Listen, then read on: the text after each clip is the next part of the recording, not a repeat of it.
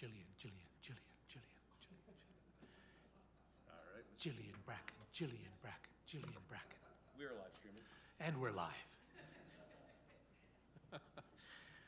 Welcome everyone to the January 19th Cultural and Social Standing Policy Committee meeting. I will do a roll call. Mr.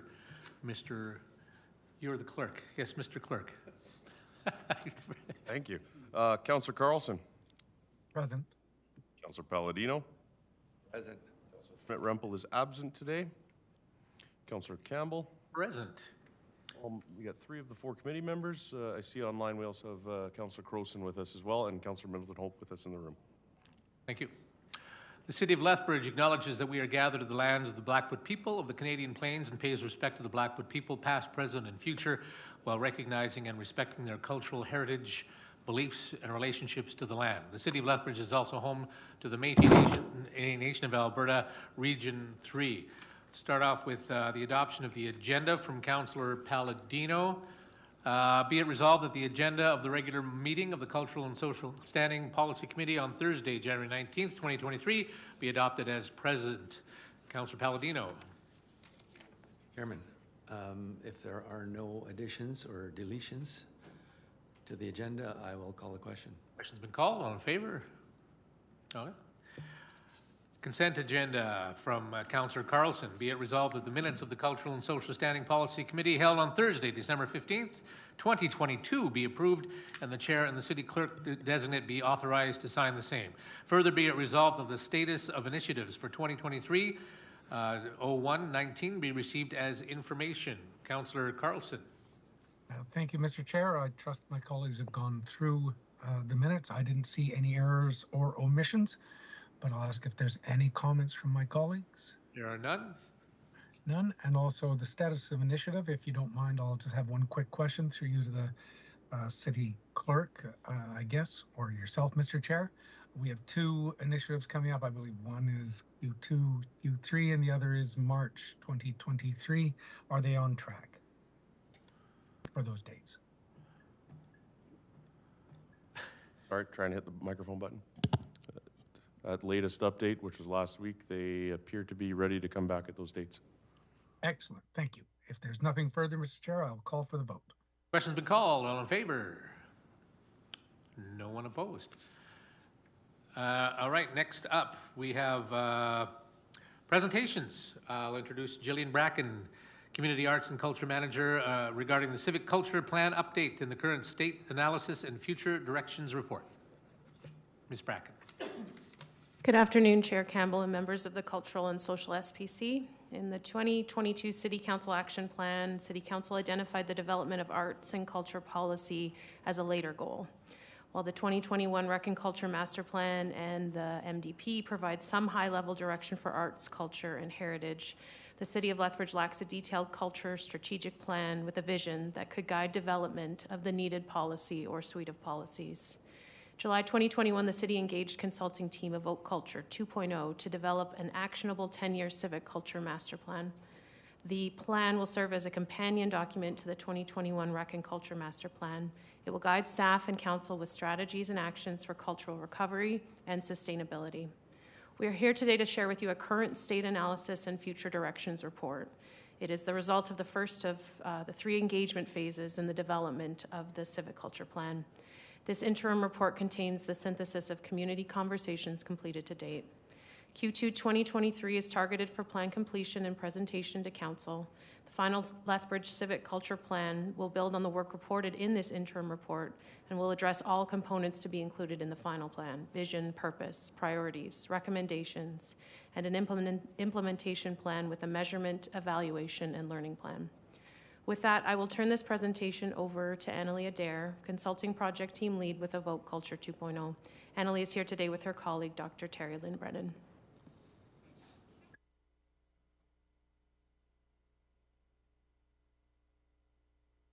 Thank you. Good afternoon. It's an honor to be in Lethbridge, and thank you for inviting us to partake in this journey to develop a plan for culture in Lethbridge.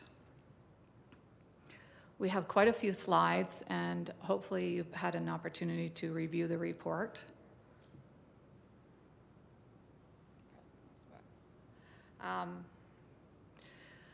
But we want to first give you just an overview of our work and what it consists of. And really the task underway is to help the city and the community see culture, to understand culture in Lethbridge in its broadest sense, and to identify how the city of Lethbridge fits into this broader cultural environment and ecosystem in the community. We acknowledge that this plan is an companion document to the Recreation Culture Master Plan, and that master plan undertook an extensive public engagement process, and that it will be guided by the Municipal Development Plan.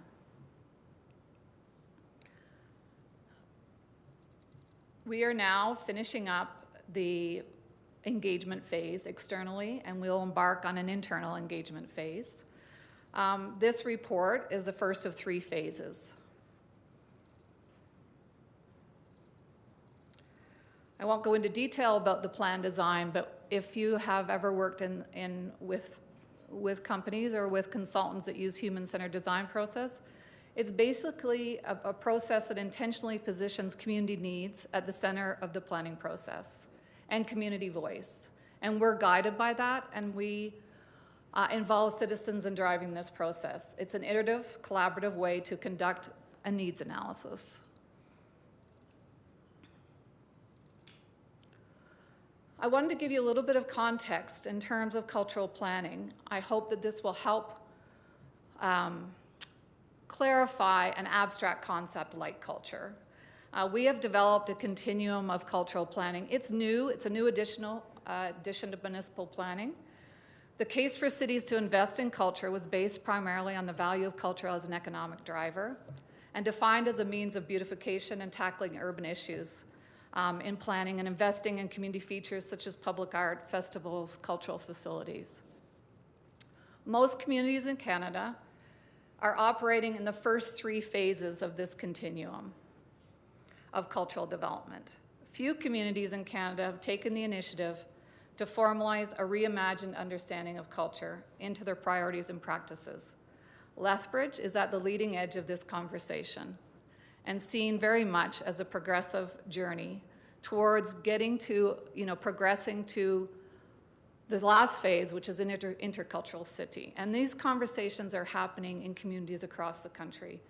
A lot of this is stemming from the shifts in communities, and in planning for culture is actually a direct result of what's happening in communities. The COVID-19 recovery efforts, community impact of that, the focus on truth and reconciliation, whose culture are we talking about, the heightened interest in communities, the need for dissecting and collectively redefining cultural meaning is being driven by this, by the new ways and new needs for new thinking around cultural value and whose culture in ever-changing communities. We now need to think about these global realities and these local realities and challenges facing Lethbridge when we are constructing this plan. I won't go into too much detail, but for us, the community demographic matters. When we're talking about culture, we're talking about identity, how we practice our culture, how we express our culture, and how we relate to one another's culture. So for our planning needs and for the Lethbridge community, it is important to acknowledge who are the people that make up Lethbridge, what is our community, and how are we expressing our culture, and what is the culture of Lethbridge. So the city's support for culture right now sits at the midpoint on the continuum. This is not to say there aren't elements of all these phases in what is currently happening in Lethbridge, but for the purposes of this report and the analysis, we're talking about the current support and investment in culture, and that mainly sits at the community amenities, and that is not unusual for communities in their development. It's important, I think, to take a look at this and see where we are and how we want to move from this and how we want to progress from this, given the demographics and where we are. The culture plan and subsequently the city's investment in culture will need to address the shifts in culture we're seeing. these are not meant to be moving from and to, in a sense that we're going to drop the foundation of what Lethbridge has built in its community, and the cultural sector has been strong and is still viable and still needs to be supported. But we need to acknowledge new shifts, and in terms of not repeating myself, but to look at why those shifts are happening and the realities of today's world. City investment, for the sake of time, I won't go into detail. There's several slides around investment. I welcome any questions on that, and we will be dealing with that more in the final plan.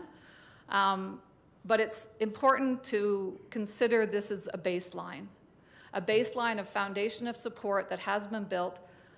Primarily, the current investment matches where Lethbridge is at on the continuum of cultural development, in that public amenities piece in terms of the continuum.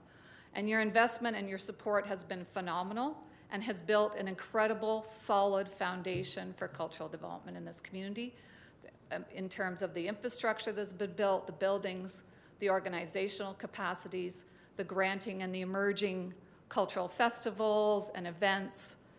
It's positioned well in order to make this plan very viable, feasible, and exciting, frankly. Considering that baseline, here's where we're at in terms of per capita, and sometimes this is looked at as a plus in discussions with administration and council, and it can be seen in detail. But I wanted to give you just a quick overview in terms of the per capita funding by year, in terms of what taxpayers are paying for culture currently in Lethbridge.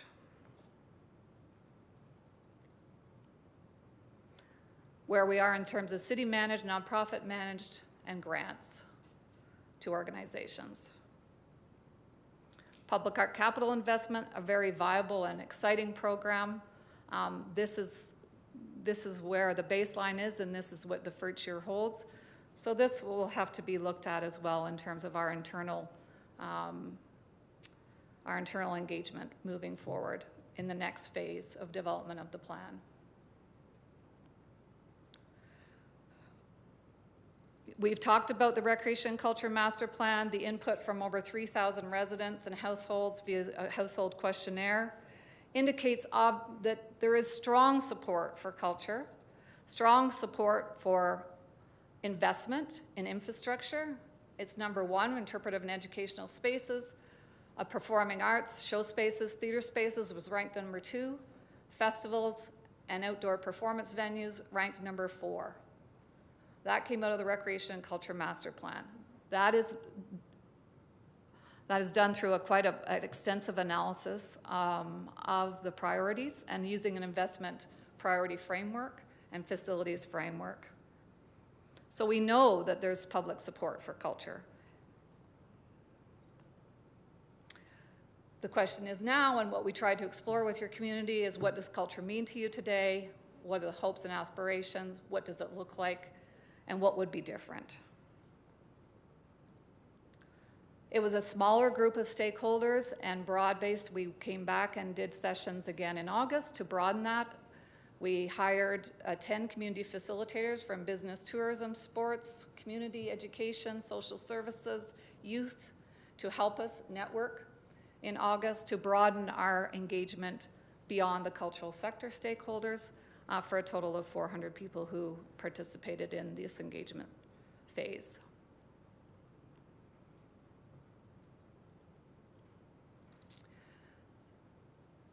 This is for the purposes of consolidating the analysis of that feedback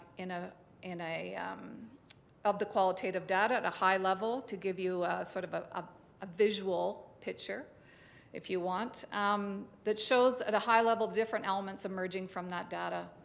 The dimensions of culture, the community expectations of the plan, the challenges, and how to address those challenges and opportunities. The definition of culture, it's not one-dimensional. It goes from the individual to the collective.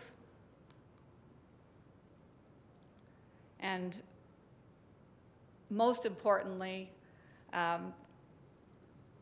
these are details of the synthesis, but the most importantly, we want to ensure that we acknowledge that no single model exists for the best supportive culture. Lethbridge is finding a fit for Lethbridge, for your community, and this new model for culture to succeed in Lethbridge. We need to consider a few things.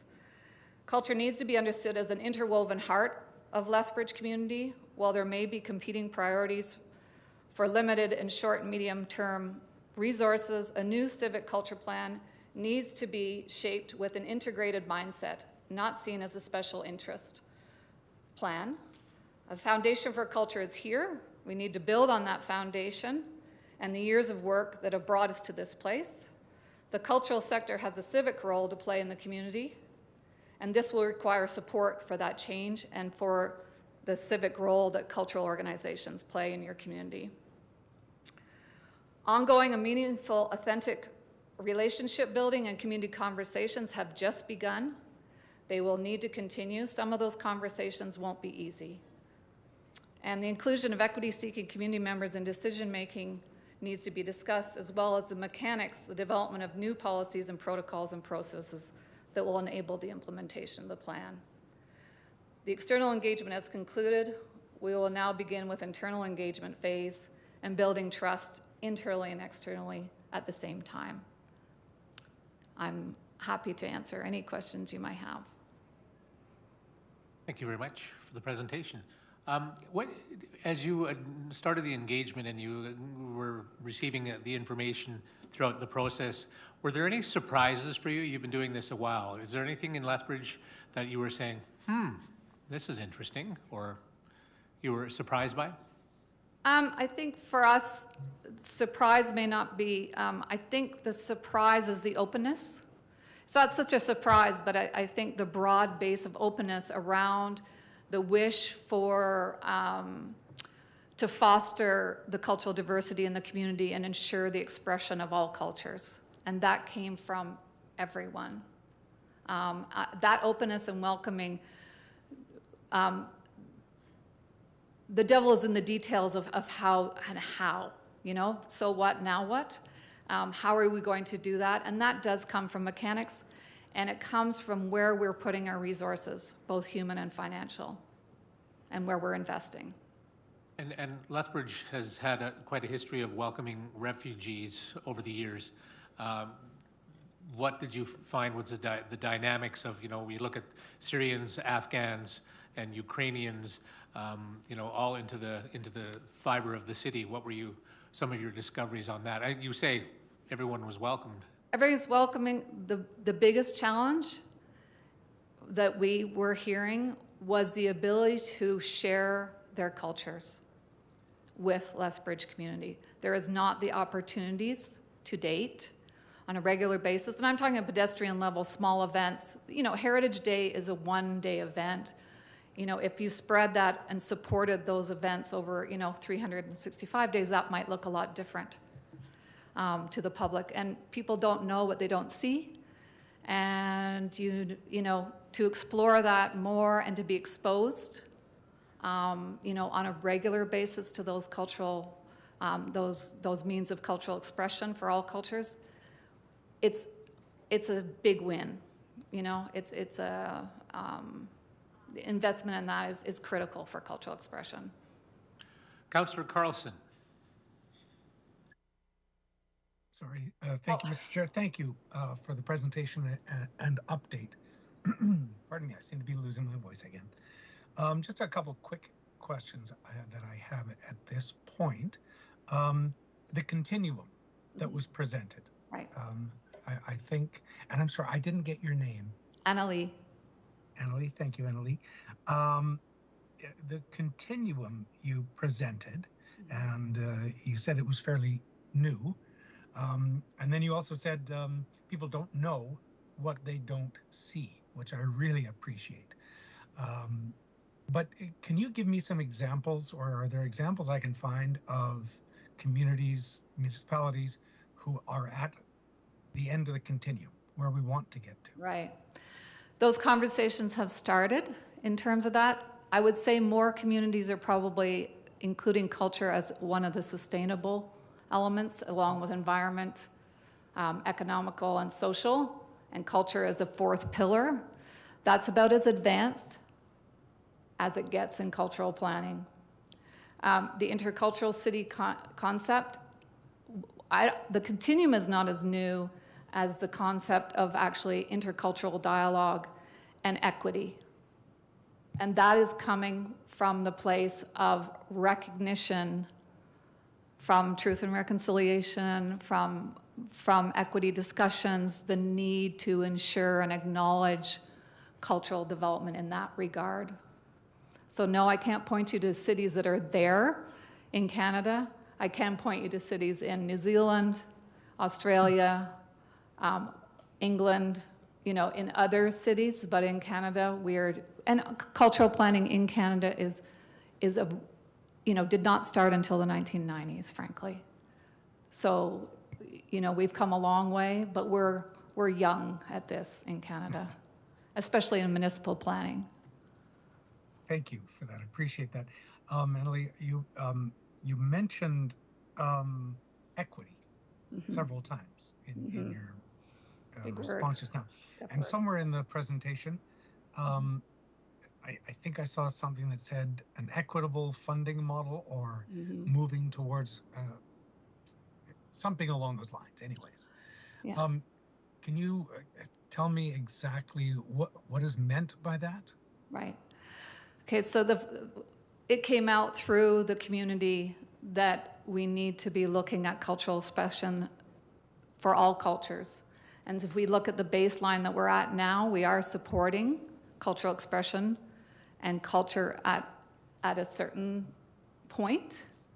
And those organizations are supporting cultural expression, but equity in terms of LGBTQ, Indigenous, all the ethnic groups, if we look at how Southern Alberta Ethnic Association is doing in terms of its support and investment by the city, all the events, the major event grants, the community event grants, all of this kind of investment, looking at an equitable model. Also, that means in terms of how this investment, how groups are supported in terms of process. Who are making those decisions? Are equity members at decision-making tables? Is there peer assessment? Is there transparency? All of these pieces in terms of equity matter, and equity-seeking groups in decision-making positions. That came out strongly in terms of the how. How can we ensure a model? And these suggestions even came as much as last night in the community conversation at the NMAC Center where we had it set up. So these suggestions are coming from your community. We're consolidating those. We had community conversations on the 17th. We are at the community conversations last night, and we will take those suggestions of the how from your community, and then we'll ensure that we try to acknowledge that and work that through internally through those mechanisms. So in the draft and final reports, there will be some recommendations, suggestions on how to achieve that. Absolutely. And that has, those seedlings of that has come from your community already in the last 2 days. Excellent. Thank you. And a final question, if I can, Mr. Chair, and I've just written down page 10 funding. And I'm not sure what that means. It might have been page 10 of the slides. Of the presentation, and I don't have right now, if that dealt with funding. And I think the question I had was that operating funding or capital funding or both? Total. Or did I miss? Total. It would be in total investment. Total investment. So it was, because I was seeing some vast disparities, if I recall the graph now. Yes, you will. You will see vast disparities. Yes. And yes. I realized that one of those years could have been the year we invested $15 million in the Yates. And so I just wanted to make sure if that was... Yes, and we do have a breakdown. We just didn't show it in these slides for purposes, but we do have a breakdown between capital and operating. And so that can be sussed out if necessary. Excellent. Yeah, I'd appreciate seeing that because the ongoing support is more telling to me than the one-time windfalls where we get a big grant from the province to invest in our... Yeah, we tried to do 5 years, and we also tried to acknowledge your investment in 2023, which has moved up from 2022. Thank you. Councillor Middleton Hope. Seek clarity, only confusion reigns. I was a lot clearer on this before we started. So what are we trying to achieve here? Perhaps administration can help me with that.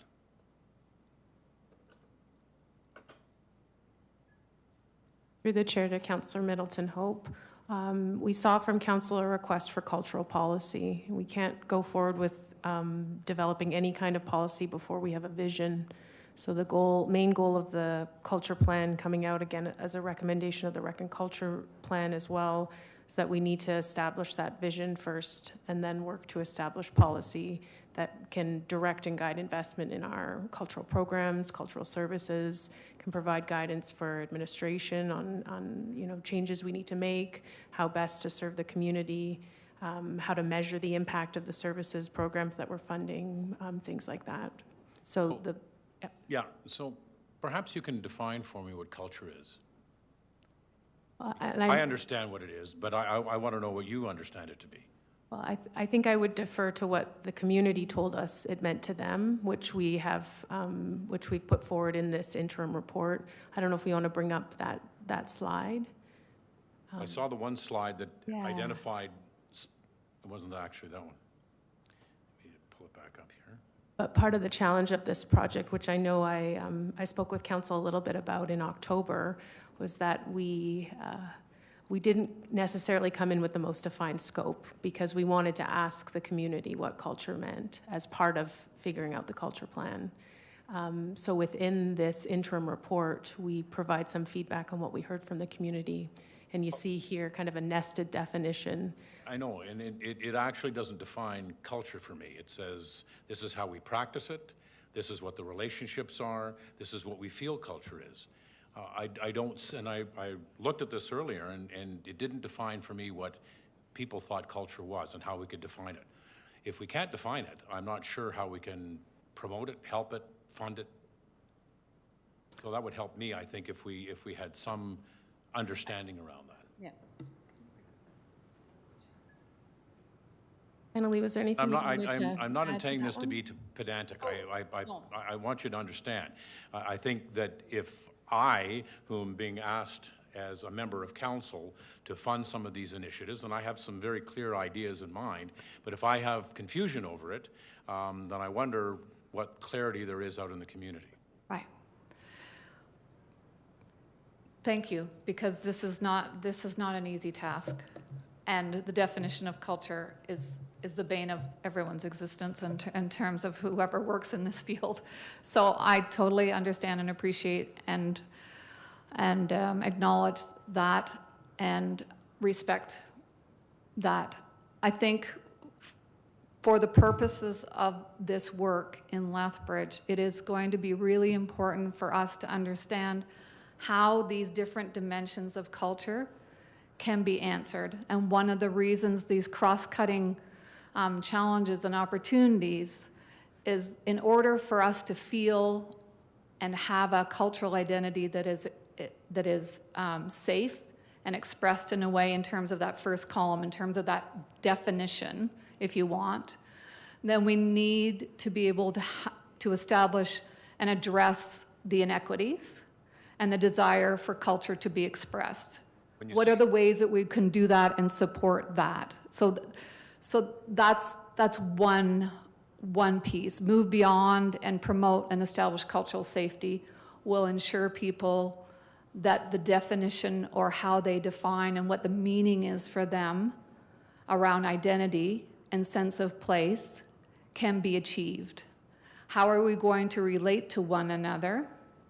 Another dimension of culture. How are we going to ensure that the programs, processes, and policies enable that to be achieved? This is what we heard. We will now translate this into outcomes.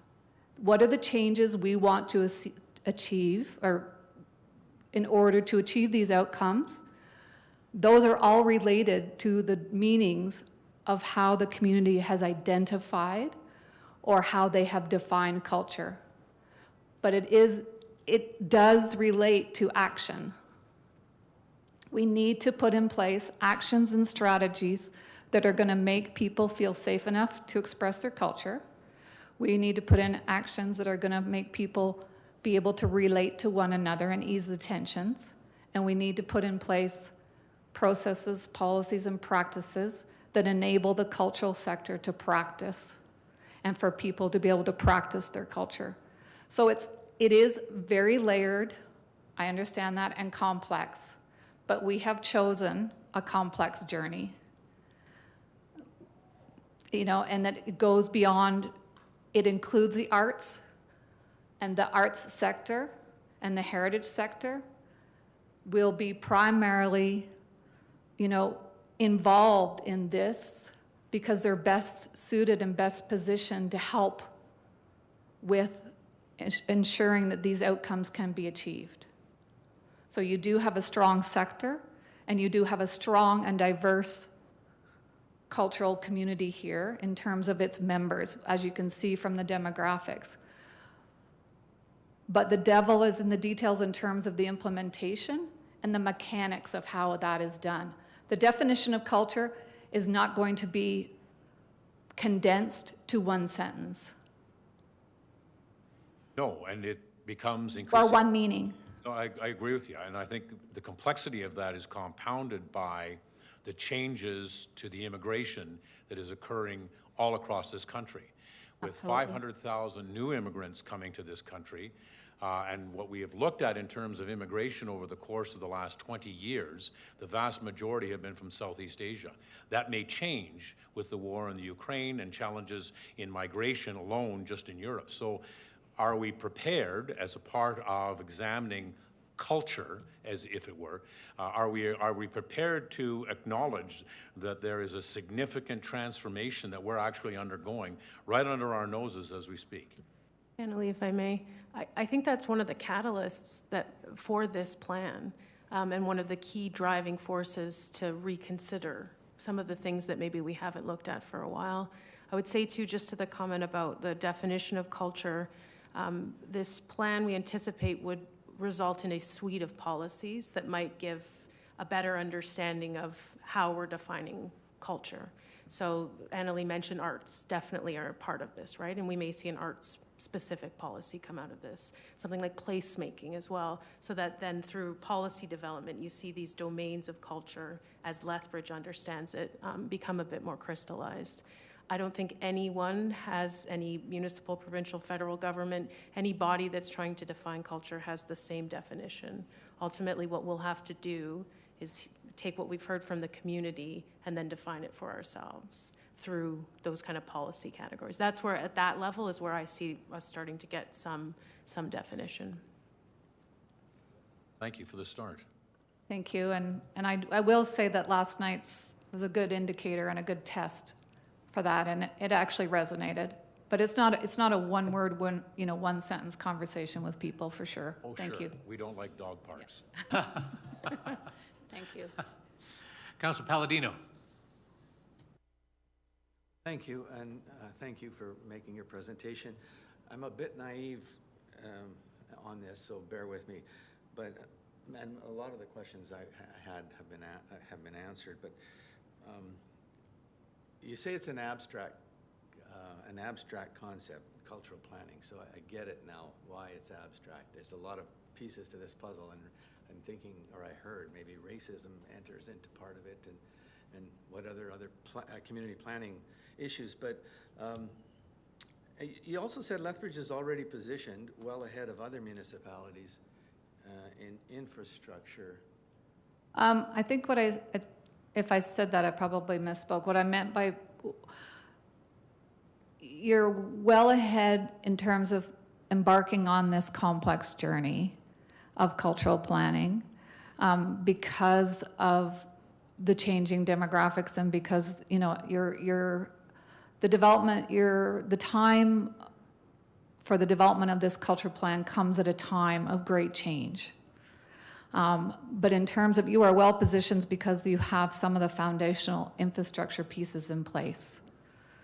Not all, but you're not at the you're not at the start of the continuum in terms of the cultural planning.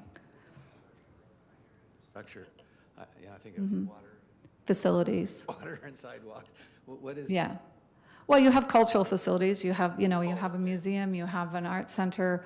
You have a public art program. You have, you have strong, viable cultural organizations that, are at the nascent stage of support, I would say, and investment. Yes, you have made investments in those organizations as external providers, but there are many cultural organizations and emerging cultural forms from various cultures that have not had the support of investment. And frankly, the conversation hasn't been inclusive in that way. Probably because there's no urgency. I don't think there's an urgency, but this report will probably pull all of that together. Right. Yeah. So thank you. I'm curious, the conversations you had last night, how did they compare to when you reached out to various groups? Because, someone coming in just cold and bringing up their thoughts without knowing maybe what any question was. But what was the difference between the two? Not much, actually, because people really struggle with the question of, the definition of culture and what it means. And, and then it's like, well, what does living in Lethbridge feel like? How do you express yourself? Where do you come? Where were you born? And, all of a sudden, the dimension changes from, I took an art class to, it becomes a broader, more in-depth conversation. So it didn't change. What kind of questions were they asking you? I'm just curious. What does this mean? Wow, this is a big task. This is really interesting. I never thought about culture in this way. Or, we really do need to look at equity. I have a friend, my kids go to school with kids who don't, we do know some of the culture. I wish we could see more of it. There was a lot of, and we saw a lot of people. And I think excitement, people were very interested in what was happening, and commending the city for embarking on that journey, because it's not an easy conversation to have. And they're well aware of that in your community. Thank you. Do we have any other questions from the committee? Chairman Campbell, if I could just clarify Councillor Carlson's question about those investments per year. There may be specific capital items within each of those in any given year, but there is nothing from the capital improvement program that would be included in there. Correct. Okay. Thank you for that, Robin. I appreciate that. Did you have an additional question, Councillor Carlson? Well, no, I'm trying to scroll to the slide just to find out. No, I'd have to think about it, so thank you. Okay. I see no further questions. Thank you very much for your presentation, and it is an esoteric way to go, isn't it? As you find the final solutions here. Well, now we're going to get into the mechanics. So thank you very much. Right, I have a resolution from Councillor Palladino. Be it resolved, the Cultural and Social Standing Policy Committee recommends that City Council accepts the Civic Culture Plan update, current analysis, and future directions report as information. Councillor Palladino. No further questions. I will call for the question. See no other questions. Question's been called. All in favor? Nice. Thank you. Next up, we have. Oh yes. This is just a submission, and this comes from Councillor Carlson. I'll read the resolution and see if we'll have questions afterwards. Be it resolved that the Cultural and Social Standing Policy Committee recommends that City Council approve the installation of the Playgoers 100th anniversary commemorative plaque on the exterior of the Sterndale Bennett Studio in accordance with City Policy CC27, with all expenses relating to the creation, installation, and maintenance of the plaque to be covered by the playgoers of Lethbridge. Councillor Carlson? Thank you, Mr. Chairman. Wondering if there's any questions from my colleagues? I guess what will the plaque actually look like? And maybe it was in the package, I'm not sure. Sure, Chair Campbell, and I'll call your attention to, we do have two members from Playgoers here with us, Elaine and Nancy. It is in the package there, there's a picture, but. And it's a picture, sorry, what was the picture of? Plaque. Picture, but who's on the plaque, sorry? It's a star. Sorry, okay. I should have looked at it, I'm sorry, I didn't look. Well, that's okay. Okay, Thanks, Jeff. oh, there we go, oh, yeah. That's excellent. Nice. Nice done, nicely done, good.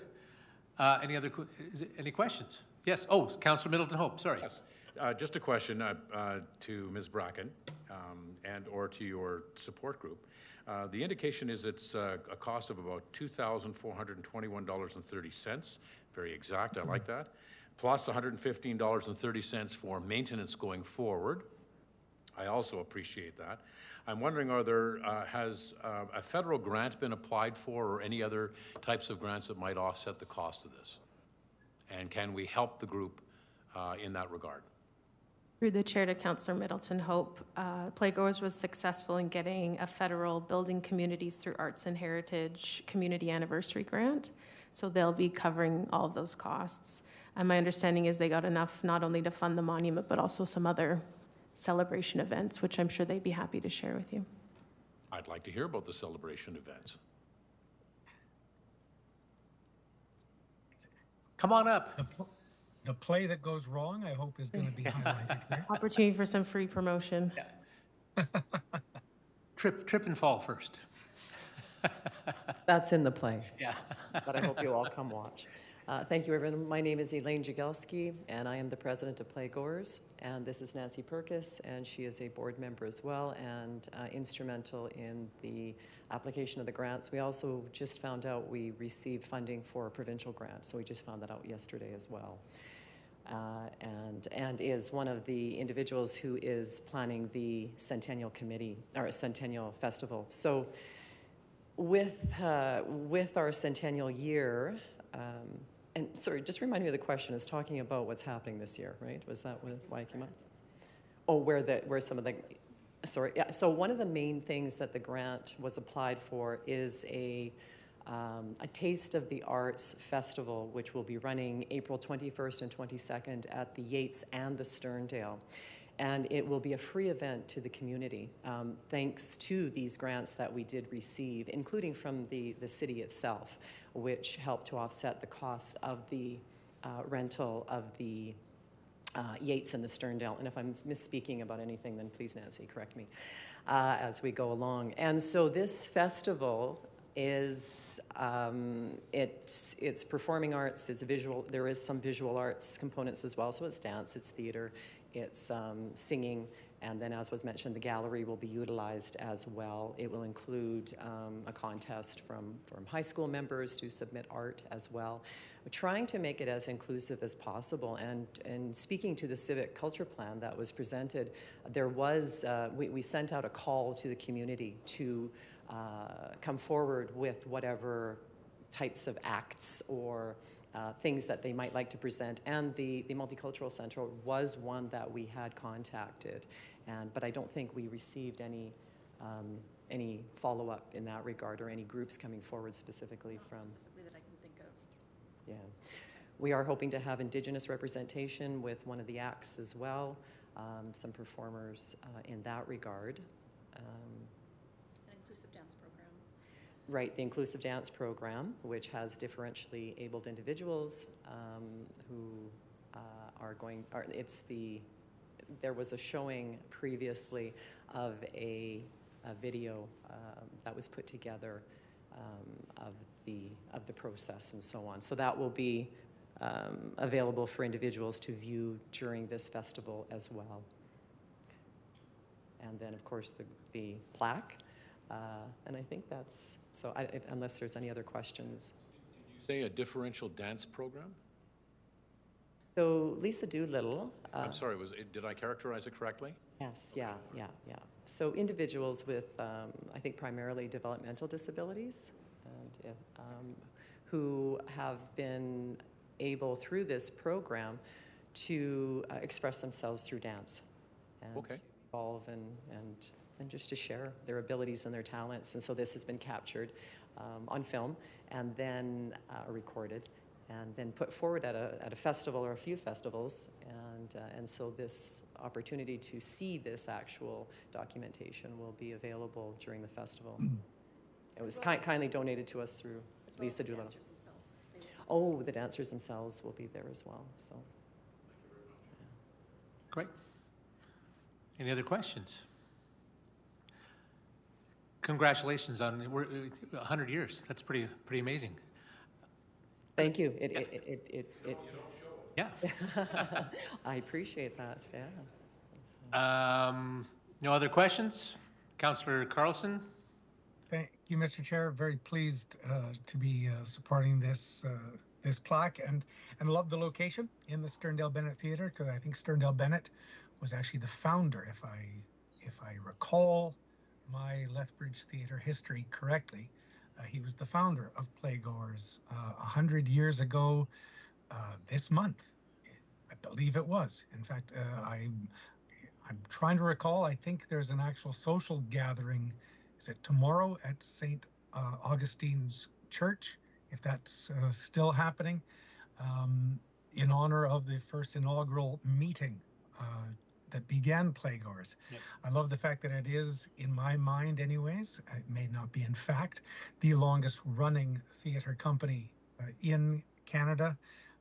They were winners of the Dominion Drama Festival for many years. And I've had many colleagues work with Playgoers over the decades. In fact, I'm pleased you mentioned Lisa Doolittle. She was my first movement instructor when I was getting my Bachelor of Fine Arts. Luckily, there's no movies of my poor dancing in those days.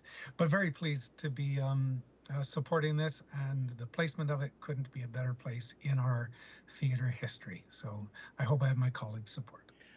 And I auditioned for the first play Mr. Bennett put on, but I didn't get the part. Anyway. Okay. Anyway, and I'll clarify, we're not the oldest in Canada, oldest in Western Canada, among probably one or two others in all of Canada, correct? So we, first of all, appreciate Councillor Carlson, your vast knowledge of Playgoers and the history, and that's wonderful, and for Councillor Campbell as well, in regard to all of that, those bits of information. And so you're absolutely correct that it is January 20th was our inaugural date where Sterndale Bennett had the first meeting at St. Augustine's, and we do have an open house at 3 p.m. So we were holding a board meeting just prior to that to commemorate. And then there is an open house at 3 p.m. That everyone's welcome to attend. And just to celebrate sort of the first little kickoff to our season, so to speak. And in regard to Sterndale Bennett, yeah, absolutely, he was the founder, and so without him, we wouldn't be. And in regard to the whole, and this has been, so it's kind of a point of contention this year, and so, you know, the clarification around what is our actual moniker, what can we claim fame to? And so, you know, for a while it was the longest continuously running amateur theatre group in Western Canada. So I think we can definitely lay claim to that. And as far as across Canada, we're in the top 2 or 3, right? There is a company in Ottawa that is about 7 years older.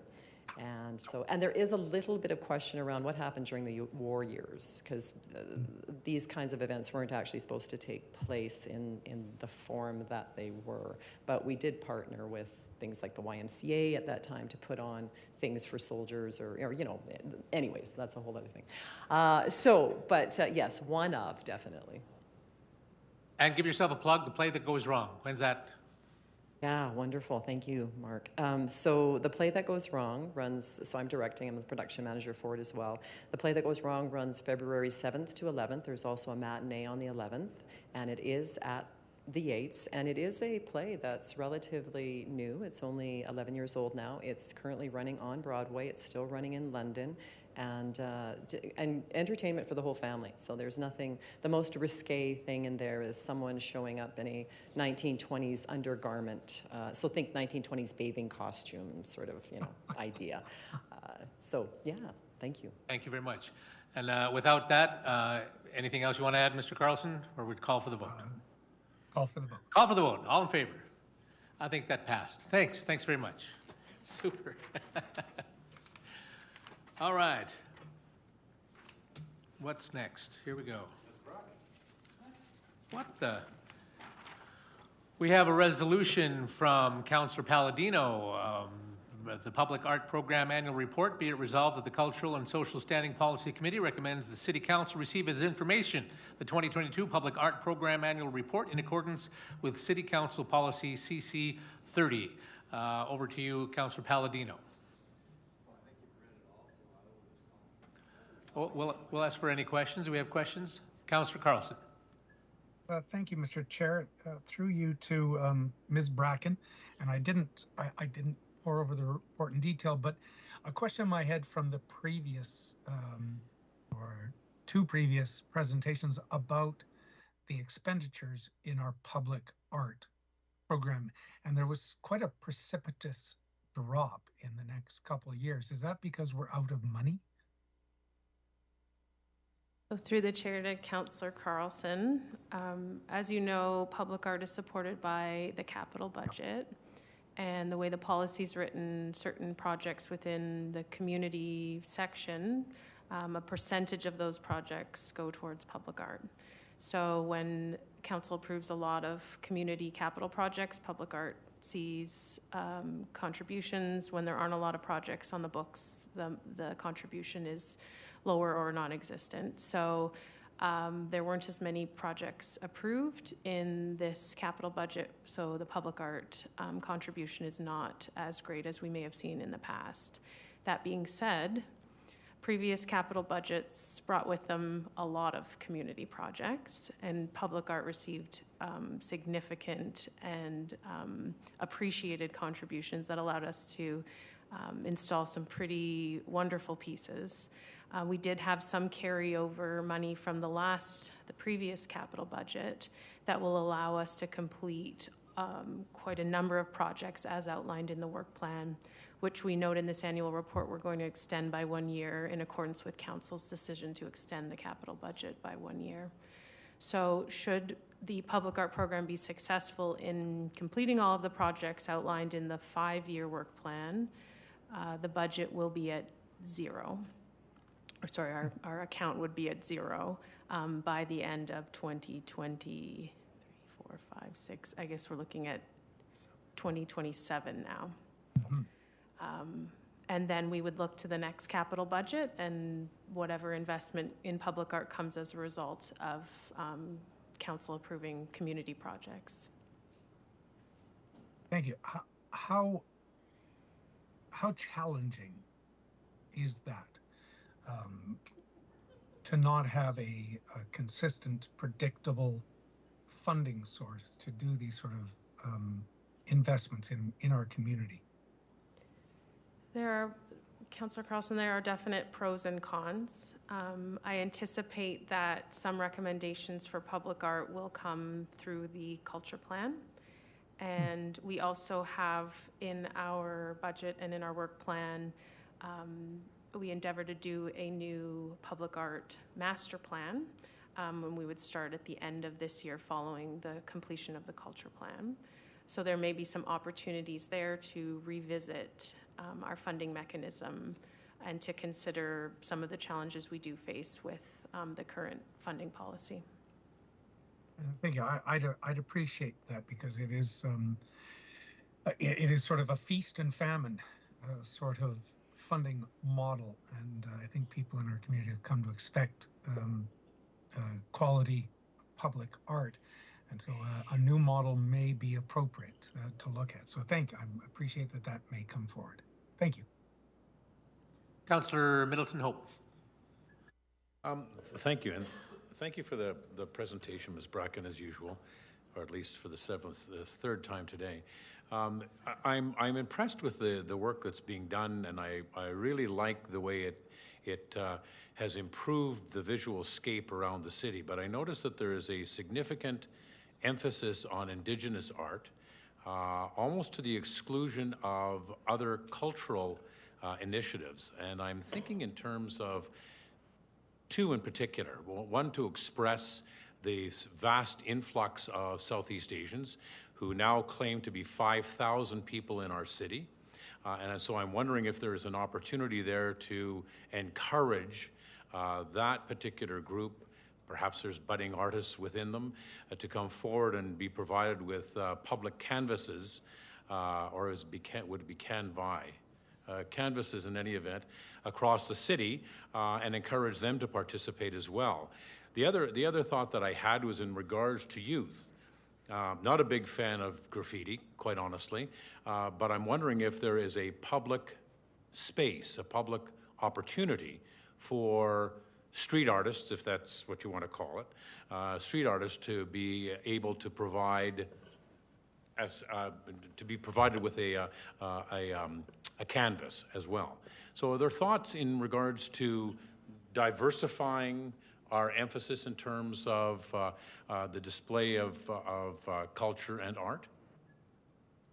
Through the chair to Councillor Middleton Hope, appreciate the feedback. It's much aligned with a lot of the conversations that the Public Art Committee is having around representation. I think to date there has been increased emphasis on Indigenous representation and culture from the city that Public Art has supported in partnership with our Indigenous Relations Office and some funding that has been available through their Indigenous placemaking. That being said, you know, this connects as well to the culture plan conversation about how there are many different diverse groups within the community who should all feel represented and welcomed. So definitely it's feedback that we can take to the committee, and I know there are conversations happening right now. We have a project underway with the Southern Alberta Ethnic Association to bring some art to the exterior of their facility, working in partnership with the groups represented there. And I know, and I don't know if Suzanne wants to come up. I'll put her on the spot because she's retiring soon, so I'm not going to have many chances to do this. I know that the Allied Arts Council has talked about some graffiti art programming. I don't know where that has landed. And we also within Public Art have talked about graffiti art. I've seen in other municipalities, and it's always interesting to see how they get there. Some of them do, some of them don't. Some municipalities have been successful in erecting graffiti walls that are, I guess, regulated or allowed spaces for people to come and spray paint, and they're left up there for a certain amount of time, and then after a certain amount of time they paint the wall and you start again. I would be interested to hear some different perspective as well. I see the Canadian Pacific Railway utilizes canvases quite regularly for graffiti, so I'm just wondering if we can perhaps manage that a little bit better. Yeah, they're leaders in that space, they whether they like it or not. So, but I don't know, Suzanne, do you have anything you'd like to add to that from a kind of programming side? Yeah, so there is a really great success story. Our education manager at CASA was approached by one of our local muralists that participated in the original mural program and has offered to run a program this summer with youth at CASA around murals and the creation of murals. So there's tagging, the graffiti, the world of tagging, which is really not the world of pure art graffiti. So we're very excited to be working with Brandon Brown this summer to establish a youth camps and start to train youth around sort of murals, graffiti as murals. And you'll see that work out in the community as it goes forward. Both creating and containing. Yeah, well, once you teach about what it is and the impact, the containing happens. Thank you very much. I see no other questions. I'll turn it back to you, Councillor Palladino. I will call for the question. Question's been called. All in favor? And And that passes. All right, we move on to 7.1. This is from Councillor Palladino as well. Be it resolved that the Cultural and Social Standing Policy Committee refer the confidential feedback provided in closed session to administration, and that administration return to the Cultural and Social Standing Policy Committee with a complete draft master plan by the end of Q3 2023, and further be it resolved that the Cultural and Social Standing Policy Committee direct the report, documents, discussions, and presentations regarding the Japanese Garden Master Plan. Council visioning session remains confidential in accordance with Section 24, advice from officials of the Freedom of Information and Protection of Privacy Act. Councillor Palladino. Call the question. Question's been called. All in favor? Closed, and we are adjourned. Thank you, everybody.